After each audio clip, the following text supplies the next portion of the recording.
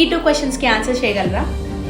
మీ పిల్లలు ఎప్పుడు హ్యాపీగా అండ్ సక్సెస్ఫుల్గా ఉండాలి అని ఎవరు చెప్పారు? మీ జాబ్ 24/7 మీ పిల్లల ఫీలింగ్స్ని మేనేజ్ చేయటం అని ఎవరు డిసైడ్ చేశారు? హ్యాపీనెస్ అండ్ సక్సెస్ అనేవి జస్ట్ వాళ్ళ అవుట్కమ్ ఓరియంటెడ్ మాత్రమే.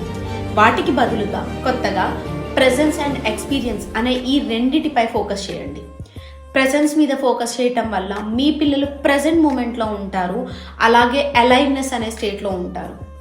అలాగే ఎక్స్పీరియన్స్ మీద ఫోకస్ చేయటం వల్ల ప్రతి దాన్ని యాక్సెప్ట్ చేస్తారు, ప్రతి ఫీలింగ్ని యాక్సెప్ట్ చేస్తారు అండ్ ఎంబ్రేస్ చేస్తారు. సో మీ పిల్లలు ఏడ్చినా ఆర్ స్మైల్ చేసినా జడ్జ్ చేయకుండా ఆ పర్టికులర్ స్టేట్ ఆఫ్ బీయింగ్ని ఎక్స్పీరియన్స్ చేయనివ్వండి. గుర్తుపెట్టుకోండి, వాళ్ళు మీ పిల్లలే అవ్వచ్చు, కానీ వాళ్ళు కూడా ఒక ఇండిపెండెంట్ హ్యూమన్ బీయింగ్స్. వాళ్ళు హ్యూమన్ ఫీలింగ్స్ని ఎక్స్పీరియన్స్ చేస్తున్నారు. ఆ ఫీలింగ్స్ ఏదైనా కావచ్చు, లైక్ పెయిన్, స్ట్రగుల్ ఆర్